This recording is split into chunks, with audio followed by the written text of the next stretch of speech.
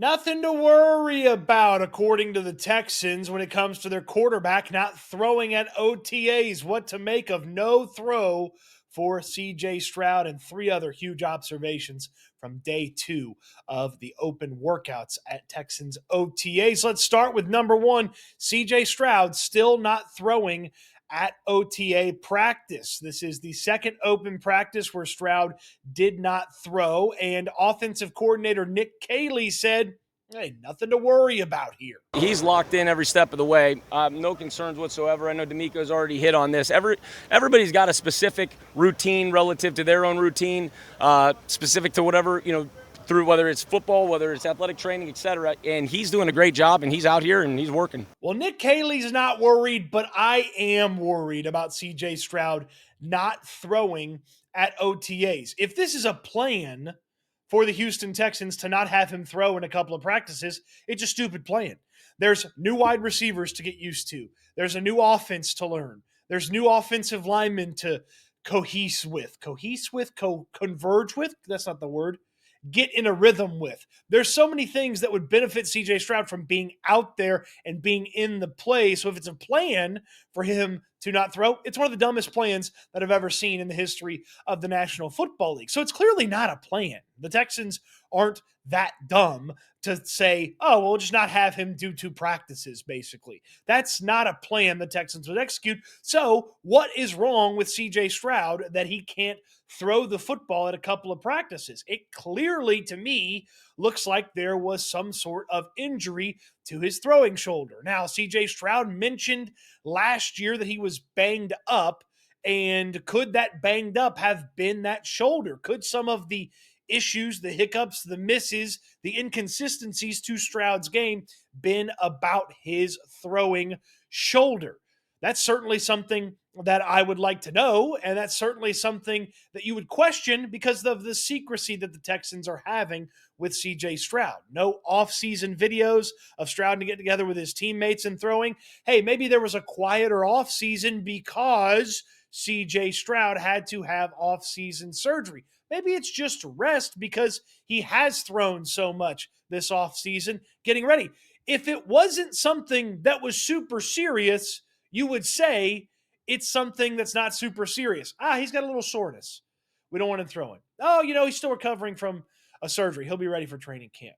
But it feels like something that's significant to not have him practice. Add in the fact that Davis Mills, Keaton Slovis, they don't look very good. A little bit better than Wednesday from Davis Mills. He completed a big one to Jared Wayne down the sideline past Kamari Lassiter in a team portion in a 2-minute warning drill for a touchdown. Pretty nice pass, pretty good catch by Jared Wayne. Had Kamari Lassiter let Jerry Wayne get behind him. And the Texans are sunk if CJ Stroud can't play. And if he did have offseason surgery, I have numerous questions. Did he have to change his throwing motion?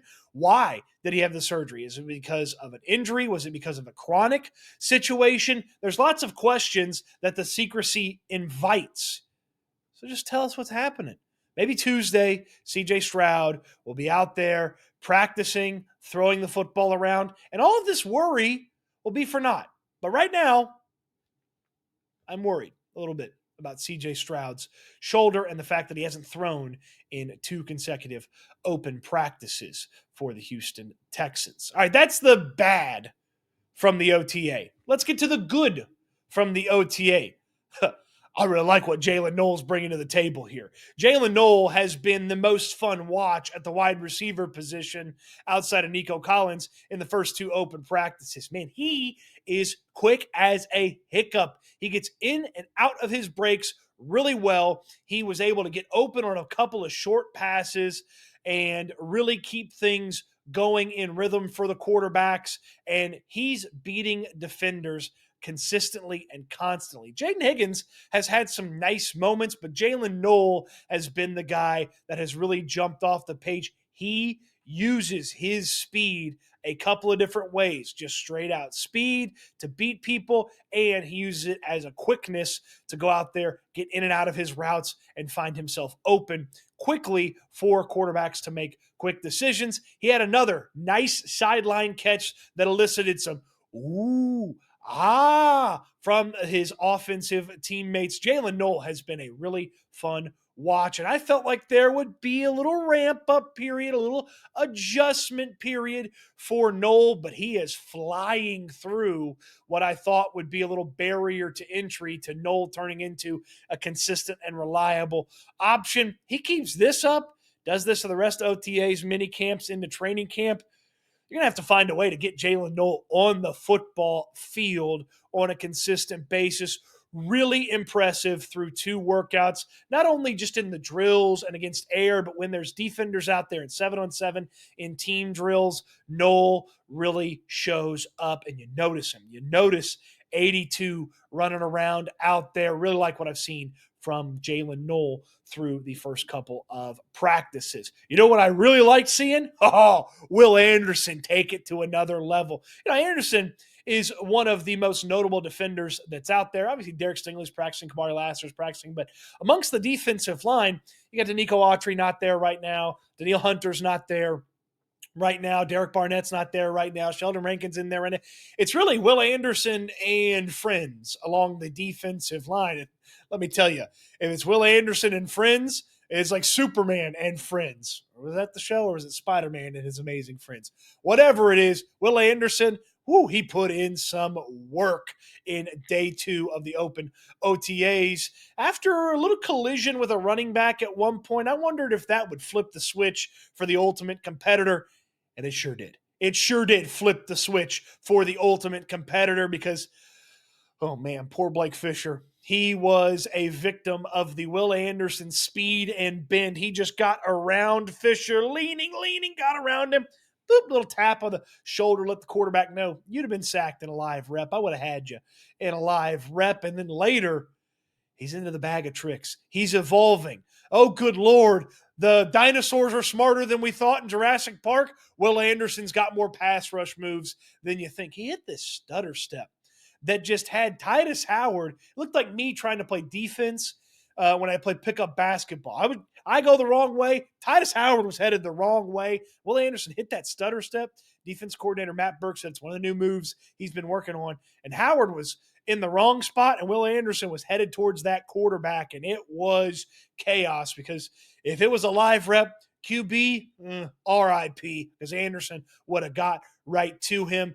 That was the standout moment from the defense on the day. It was Will Anderson and that defensive line having a really solid day against the offensive line. It wasn't just Will Anderson either. Casey Toohill, a free agent acquisition the Texans made this past offseason. Toohill played for the Bills last year, and he was around the QB and affecting things quite a bit for the Texans in this practice. Toohill, a bit stouter and bigger than I expected him to be, but he was out there making some plays with the absences along the defensive line. Toohill made his presence felt and was in there causing some havoc and really affecting things for the offensive line and some of the quarterbacks. Don't believe he got home officially on what would have been a sack, but he was there and he was close and he was physical with a bunch of the offensive linemen that he went up against in his opportunities.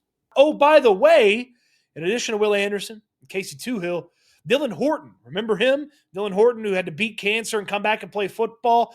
Matt Burke said he's more in tune with his size and strength of what he typically is when he plays football. That to me felt pretty notable. And oh, by the way, Horton had a moment where he took care of some business, and I believe it was Ariante Ursery. Again, Horton had himself some success against Ursery, so that was nice to see as well. Defensive line, good day for them. The other day, D'Amico Ryans promised the mixing and the matching on the offensive line. Well, you had it here in this second OTA workout. The mixing and the matching was certainly present for the Houston Texans along that offensive line. We saw Ariante Ursery at left tackle with Laken Tomlinson, Jake Andrews at center, Titus Howard at right guard, and Blake Fisher at right tackle. So Ursery got first crack at left tackle, but later on, Laken Tomlinson at left guard, you had Cam Robinson at left tackle. And then in that configuration, Andrews at center,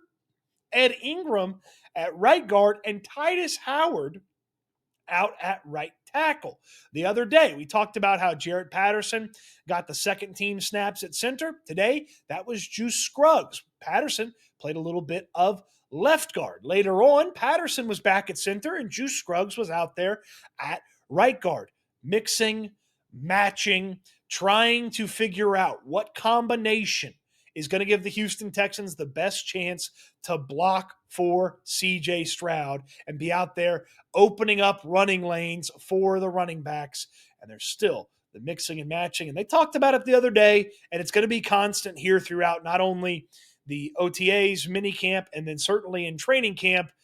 There's going to be a lot of guys moving around, and if you can play multiple positions, they're going to give you a shot to stick at multiple spots. I thought it was interesting, the Patterson at left guard, because the team gave him an opportunity to play left guard last year when he filled in for Kenyon Green. Then he had a concussion, and he was out. They had to put Green back in. So I do wonder if Patterson's got something at guard that they want to give him that opportunity and put Scruggs back at center or have Andrews at center. And then, of course, later on, Scruggs at guard, Patterson back at center, some of the other offensive linemen. I will tell you, one of the most fun things about the offensive line from this practice, it was lightning and thundering outside, so they were in the bubble.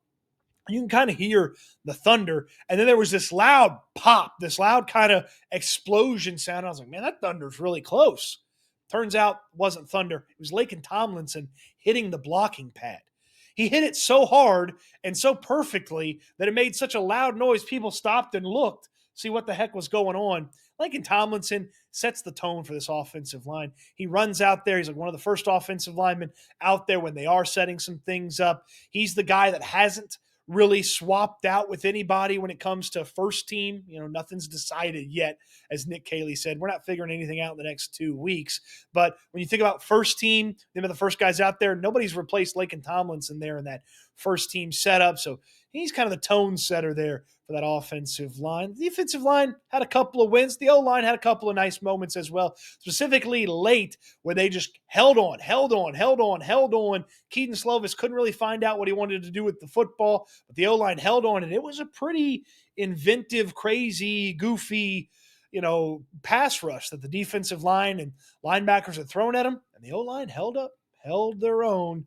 Man, I do wonder if they could mix and match their way into an improved offensive line from last year. They're certainly going to try all the combinations they can to figure it out. Those are my 4 big observations from the OTA minicamp, or OTA number 2, OTA open practice number 2. There we go.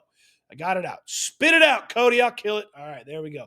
Got it out there for you. So, if you want a super detailed breakdown of that, Houston Football has it for you. I think close to 1,000 words on practice number 2. Obviously, practice number 1's breakdown as well. Don't miss the SNL breakdowns of the practices. Myself, Landry Locker from the Locker Room on SNL each and every weekday at 4 p.m. So you don't want to miss out on that.